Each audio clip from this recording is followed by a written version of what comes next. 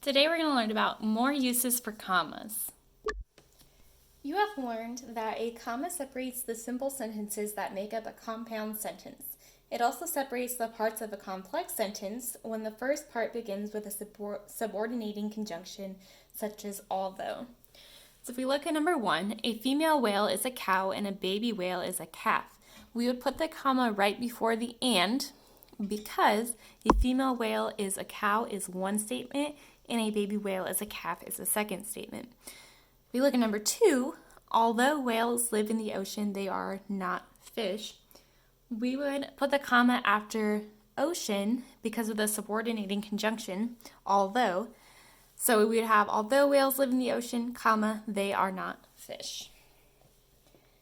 You have also learned that an appositive is a word or group of words that identifies or explains the noun that it follows. Commas separate an appositive from the rest of the sentence. So if we look at number 3, blue whales, the fastest kind, are found in all oceans. So we're talking about blue whales here, and we're talking about how they are the fastest kind.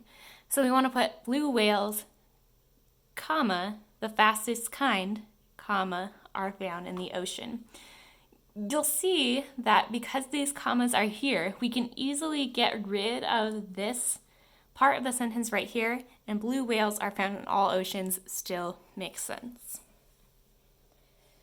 Commas are also used to set off certain introductory words such as well, yes, and no at the beginning of a sentence.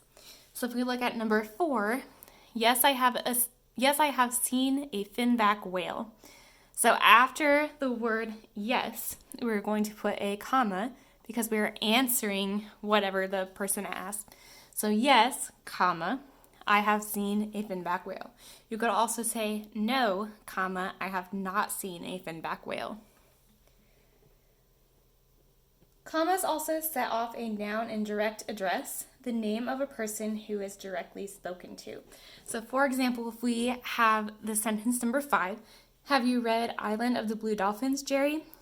We want to put a comma before whoever we are talking to. So for example, we would put, have you read Islands of Blue Dolphins, comma, Jerry? Because we are talking directly to Jerry.